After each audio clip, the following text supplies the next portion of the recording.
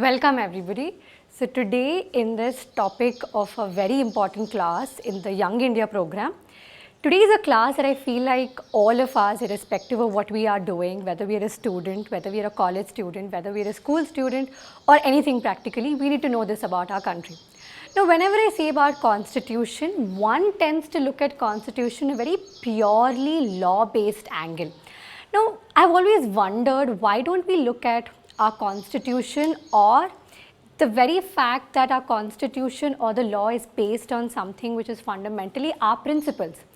Now when we grow up, I think our parents influence us, the school that we go to, the friends that we have, but I think consequentially it all comes down to the fact that we are brought up a certain way.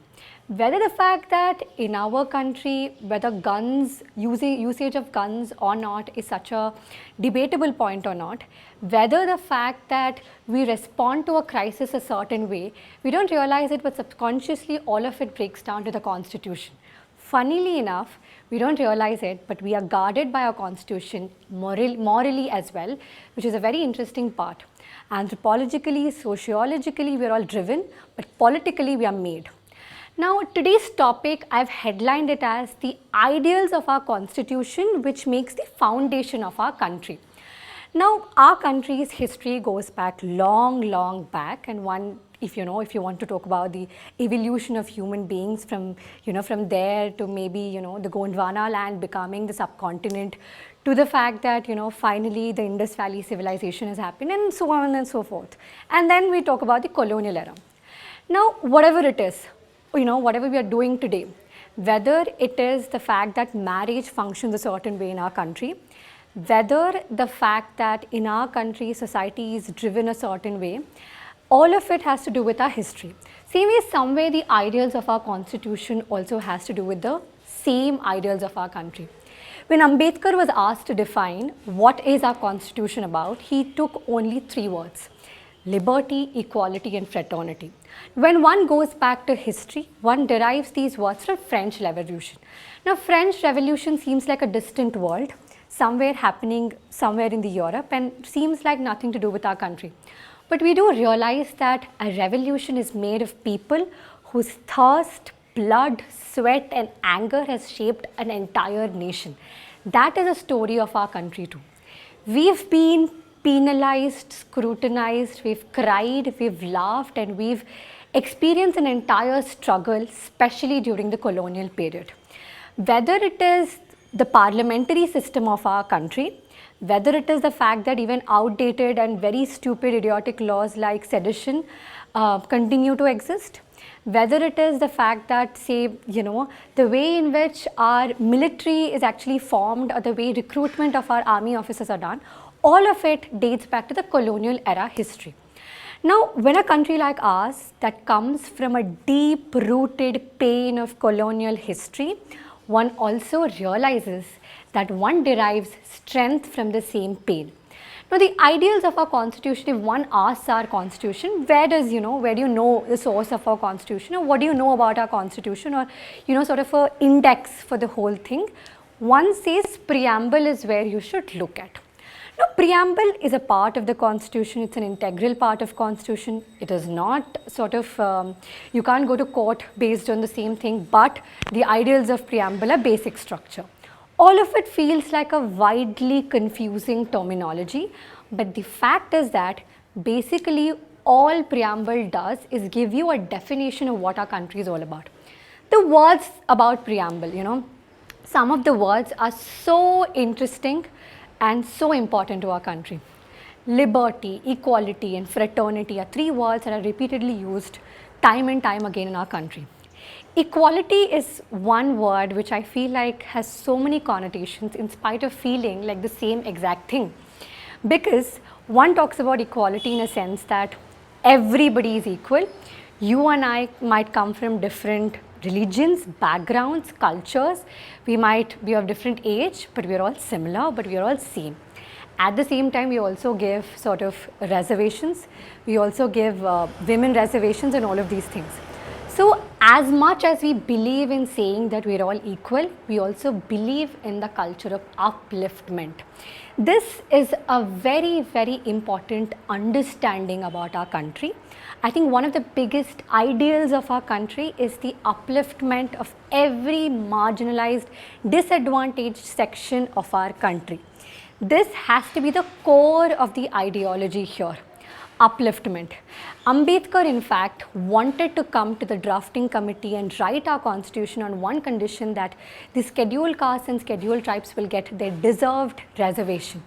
So in many ways, our constitution talks about all these marginalized communities, all these marginalized sections, women, transgenders, everybody who's sort of had to go through so much. This, I think, is also something that inherently every Indian is about. Today, when we see somewhere in Afghanistan, when Taliban attacked them and sort of like broke the country down, till today we continue to feed them, feed millions of people who are not even Indians. We continue to help every country, especially when it comes to food in the times of crises.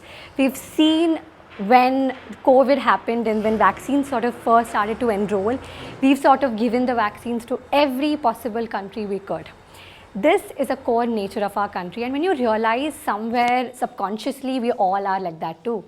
We sort of very consciously, I think, whether it is the principles of Atithi Devo Bhava or whatever you talk about, I think inherently we are this country who believes in upliftment of other people. We have a very strong family system too. So in that way, somewhere we are also talking about coming together, walking together. Upliftment is a huge, huge ideology of our country. There's another word which I really, really like to emphasize in our constitution, which is clearly mentioned in our preamble, is the word sovereign. Now, sovereign is a word which is very seemingly simple, but sort of has its own layers. Now, when it talks about sovereignty, is it independence? Sure. You're trying to say that on the 15th of August 1947, when India formally became an independent country, independent state, now that is a sovereign country. But one also thinks about, really, I mean, on one end you see US posing sanctions everywhere to every country. Okay, every country is sort of chained by the layers of globalization. All the countries in the world are somewhere sort of trying to coexist in a game where one doesn't know if one is your friend or not. So somewhere I think sovereignty is at threat in a stage, in a sort of a way we are talking about, okay, am I actually exercising my country exactly the way I want to, is the entire sovereignty. Now, there are many independent free countries. The colonial era, whether it was the British colonies or the American colonies, are all broken down and most of them are done. And then we have these newly independent countries. But then funnily enough, we see Germany still, after all these years, continues to have an American military consistently. We've seen Afghanistan just before the Taliban, American military base was very strongly still there. And I think sovereignty does mean feeling free to be your own self and sort of being the absolute sort of an independence in every aspect, where you don't have to think about what other people are doing or what I'm expected, what this separate country expects me to do. Which I think through sanctions, most of the Europe don't have an independent foreign policy that we very well understand, especially after the Ukraine war. We've very clearly seen that they all function whatever NATO says, whatever US says. So in that way, today when we see our country independently saying that I don't care what US is doing, I don't care what Ukraine is doing, I don't care what Russia is doing, I want to do what I want to do. And I think we've seen so many foreign ministers, so many foreign diplomats come to our country, talk to the representatives of our country, purely because we are a country that lives on its own term. When the world was broken down into USSR and sort of US in the Cold War era, we still continue to say, I am not aligned to any of them, I am going to do the way I want to. And this comes from that inherent slavery, struggle, pain that we've gone through under the colonial era. One always says this, if you ever beat a child, the child is going to take it once. If you ever beat the child twice, maybe it will still take the pain. Third time, he might get irritated. Fourth time, he might rebel. fifth time he'll beat you back and say that, listen, I'm never going to come back to you. So there is a level of patience that every country or every person or in every individual has. Somewhere I think our country's sovereignty is something that we need to be incredibly proud of. And I think as every individual, we are definitely trying to protect our own sovereignty in individual way, because we have our fundamental rights that guarantees that. You know, you have a country like China where fundamental duties are justiciable. You are legally enforced to perform duties, but you're not guaranteed rights. Now that sounds like a very messed up ideology, because in our country what we are taught is that I will give you all the rights to be the citizen, to be the happy person that you have to be, that you want to be, that we have fought with the British to be, you know, the kind of person, the kind of citizen we've craved to be. Free, independent, free will. And I think as much as you would like to say that free will is always a chained concept, but it is also true that free will comes naturally also, I think, to an extent, which I think exemplifies the idea of sovereignty in our country. Today we are saying that I don't care what you're doing, I'm going to be this country who's going to take its own independent decisions, and I think it takes guts.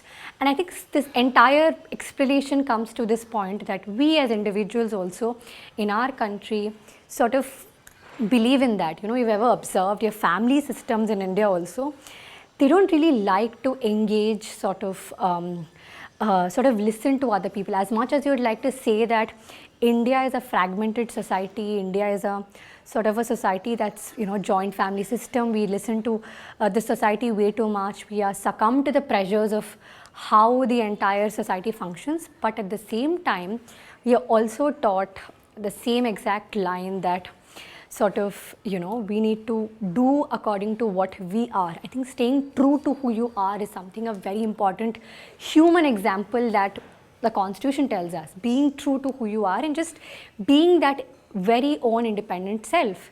And I think whether, you know, the word integrity in our Constitution, in our specifically in our preamble, is such a beautiful word, although it's been added in some very controversial sort of a 42nd Amendment Act, which is the Indira Gandhi famous Emergency Rule Act, which was all a messed up phase of our democracy.